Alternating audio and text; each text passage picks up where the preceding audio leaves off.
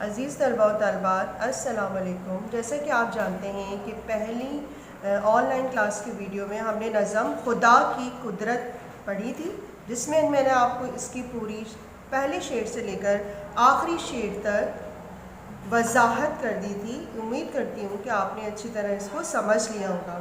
آج ہم اس نظم کی مشق کریں گے جو کہ صفحہ نمبر 2 پر ہے۔ آپ سب صفحہ نمبر 2 کھول لیجئے، اور سب سے پہلے جو ہم مشق کریں گے وہ اس نظم کے معنی ہیں۔ سوال نمبر 1 میں لکھا ہوا ہے مندرجہ ذیل کے معنی لکھیے۔ میں آپ کو معنی اس کے اچھی طرح بتاتی ہوں، آپ اس کو نوٹ کر لیجئے۔ پہلا لفظ خوش نمائی۔ خوش نمائی کے میننگ خوبصورت، رنگ ڈھنگ، طور طریقے، نرالی، عجیب، انوکھی، حکمت، عقل، سمجھ، بھان بھان، طرح طرح، یا پھر اس کے دوسرے معنی بھی لے سکتے ہیں قسم قسم کے۔ اجالا، اجالا معنی آپ کو پتا ہوگا جیسے روشنی۔ رت، رت معنی موسم۔ ذیشان، ذیشان کے معنی اعلیٰ شان والا یا اونچی شان والا۔ قادر، قدرت۔ نادر، قیمتی۔ ہرا بھرا، اور اگلا لفظ ہے پیارے بچوں ہرے ہرے۔ ان دونوں کے معنی سیم ہوتے ہیں، جو کہ میں آپ کو ایک دفعہ میں بتا رہی ہوں۔ ان دونوں کے معنی سبزہ، ہریالی، تو ہرا بھرا بھی سبزہ ہریالی، اور ہرے ہرے کے میننگ بھی سبزہ اور ہریالی۔ اب آ جائیے مشق نمبر 2۔ مشق نمبر 2 میں مندرجہ ذیل کے متضاد لکھیے۔ میں آپ کو متضاد کے میننگ بتا دوں کہ متضاد کسے کہتے ہیں۔ متضاد مطلب الفاظ کا الٹ کرنا ہے، جیسے دن، دن کا ہم بنائیں گے رات۔ ٹھیک ہے، سمجھ میں آ گیا؟ اب میں آپ کو اس کے الٹ بتاتی ہوں۔ نمبر 1 لفظ ہے خوب۔ خوب کا الٹ ہوگا بد یا خراب۔ رات کا الٹ جیسے میں نے اوپر بتایا آپ کو مثال کے طور پر دن۔ شام، شام کے بعد صبح۔ نیا، پرانا۔ اونچے، نیچے۔ اب آپ اس کی مشق نمبر 4 پر آ جائیے۔ مشق نمبر 4 پہ سوال لکھا ہے مندرجہ ذیل اشعار کا مطلب اپنے الفاظ میں لکھیں۔ میں آپ کو ان دونوں اشعار کی وضاحت بتاؤں گی اور اس کا مطلب اچھی طرح سمجھاؤں گی۔ ان دونوں اشعار کو بیٹا میں نے آپ کے کام ورکنگ میں ڈالا ہے، جس میں آپ کو شعر کے ساتھ اس کے نیچے حوالہ لکھنا پڑے گا۔ پھر میں نے تشریح کی ہیڈنگ ڈالی ہے، پھر آپ اس کو تشریح لکھیں گے۔ حوالہ جو میں ابھی آپ کو بتا رہی ہوں وہ آپ اچھی طرح نوٹ ڈاؤن کر کے اس میں لکھ لیجیے گا، اور وضاحت میں اب شروع کروں گی جو کہ آپ تشریح کی ہیڈنگ میں اس کو لکھیے گا۔ پیارے بچوں، اس سے پہلے بھی آپ تشریح کر چکے ہیں، جس میں آپ نے حوالہ کا پتہ ہوگا کہ حوالے میں ہم کون سی 2 چیزوں کا ذکر کرتے ہیں۔ اس میں ہم پہلے ذکر کرتے ہیں نظم کے ہم کا نام کیا ہے، اور دوسری بات ہم کرتے ہیں کہ اس کے شاعر کا نام کیا ہے، اس نظم کو لکھنے والا۔ تو آپ اسٹارٹنگ میں لفظ لکھیں گے مندرجہ بالا شعر ہماری اردو کی کتاب نظم ہم خدا کی قدرت سے لیا گیا ہے، اور اس کے شاعر کا نام محمد اسماعیل میٹھی ہے۔ نیچے والے شعر کا بھی یہی حوالہ رہے گا۔ جب نظم ایک ہوتی ہے، نظم کے اشعار ایک ہوتے ہیں، تو ان کا حوالہ ایک ہی ہوتا ہے۔ حوالہ جب تبدیل ہوگا جب ہم آگے دوسری نظم پڑھیں گے۔ تو یہاں پہ جو میں شعر کے مطلب آپ کو بتاؤں گی، یہ دونوں شعر نظم ہم کے ہیں، تو آپ ان دونوں کا حوالہ ایک ہی لکھیں گے۔ اس کے بعد ورکنگ میں آپ کو جب ملے گی تو اس میں دیکھیے گا تشریح کی ہیڈنگ ہے۔ تو اب میں جو وضاحت کر رہی ہوں ان کو آپ تشریح میں شامل کر کے اچھی طرح سن کے ویڈیو میں لکھ سکتے ہیں۔ چلیے اب ہم تشریح سٹارٹ کرتے ہیں۔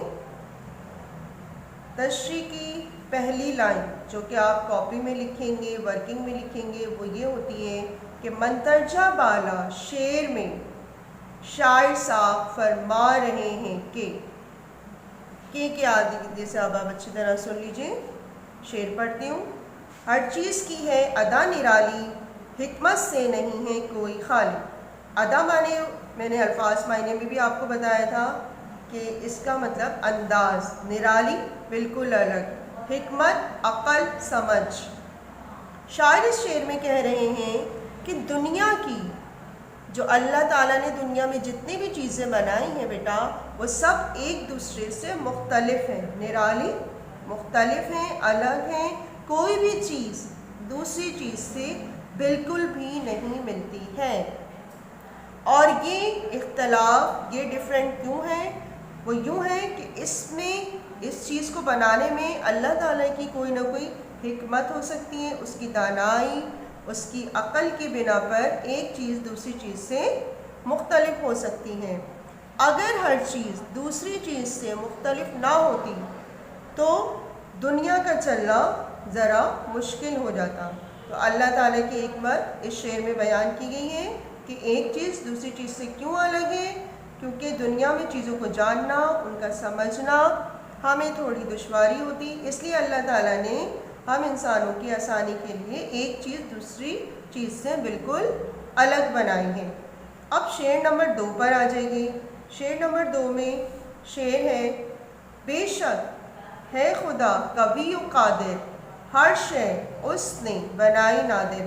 حوالہ آپ ورکنگ میں لکھیں گے، میں پہلے حوالہ بتا چکی ہوں آپ کو، نیچے تشریح کی سائڈ ہیڈنگ ہوگی، اس میں آپ یہ تشریح لکھیے گا جو میں آپ کو ایکسپلین کر رہی ہوں۔